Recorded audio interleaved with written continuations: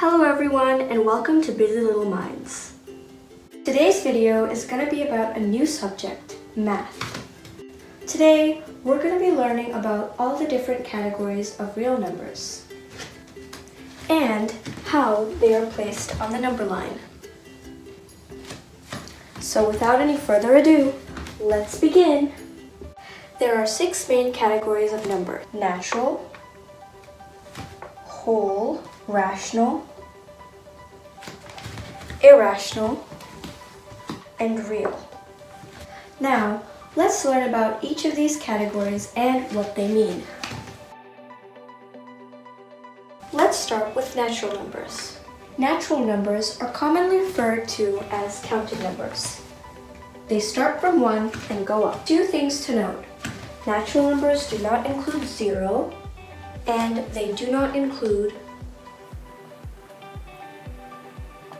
fractions, negatives, decimals, and percents.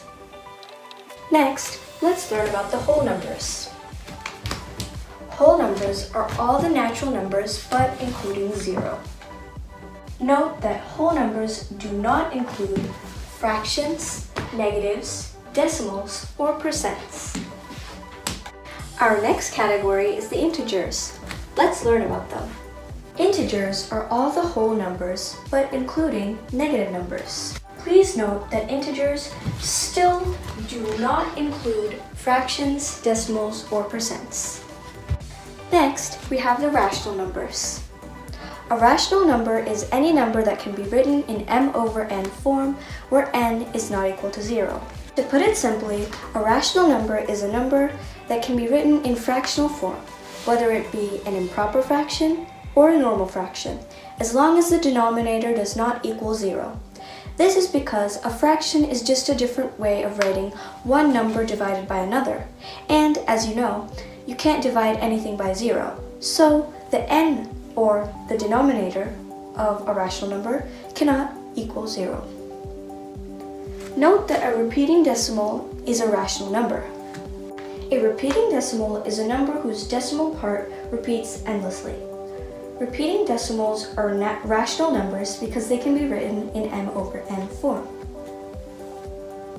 Then there are the irrational numbers.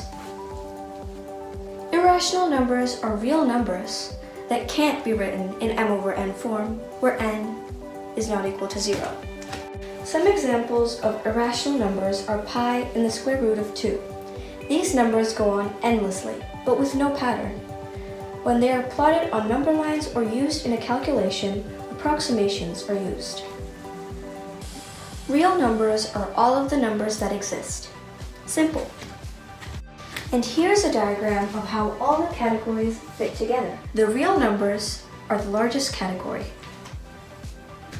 Then we have the rational and the irrational numbers, the second biggest categories. Inside the rational numbers category, we have the integers. And after the integers, we have the whole numbers, which are inside the integers. And the smallest category of numbers, which are the natural numbers, fit inside the whole numbers. And that's our diagram. Before we move on to number lines, let's go over a few examples to solidify our understanding about all the different types of numbers. I'm going to write a number on the board, and you have 10 seconds to name all the categories that the number belongs to. Extra points if you can say why it belongs to each category. Let's go! The first number is 463.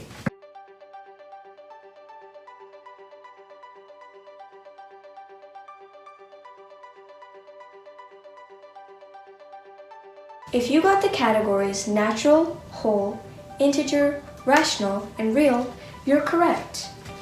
463 is natural because it's a counting number that is not equal to 0.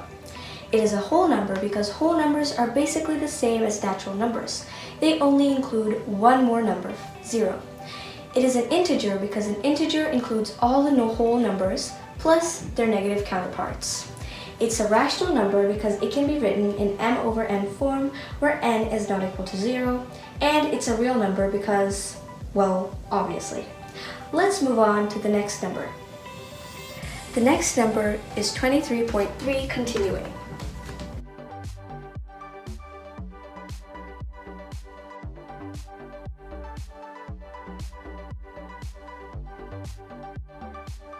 If you got the categories rational and real, you're correct.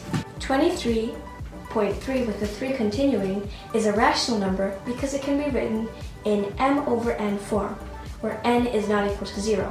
Because 0.3 continuing is the same as 1/3, and 23 and 1/3 can be written as 70/3. 23 and 1/3 is a real number because it exists.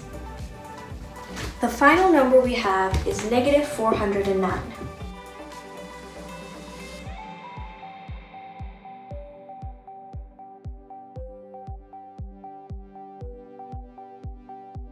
If you got the categories integer, rational, and real, you're correct. Negative 409 is not a whole or natural number because it's negative. Whole and natural numbers cannot be negative. It's an integer though, because integers include positive and negative whole numbers. Negative 409 can also be written in m over n form, because it can be written as negative 409 over 1, negative 409 over 1, or 409 over negative 1. These are all equal. Negative 409 is a real number because, it exists. If you want a little bit of extra practice, here are some more numbers to try. Negative 910.5, the negative of negative 42, 3.142857, continuing, and the square root of 3.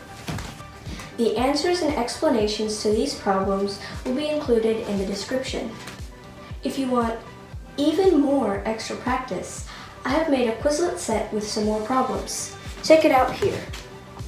Now, let's learn about number lines. A number line is simply a line that plots numbers, like this one. Numbers increase as you go further right along the number line and decrease as you go further left.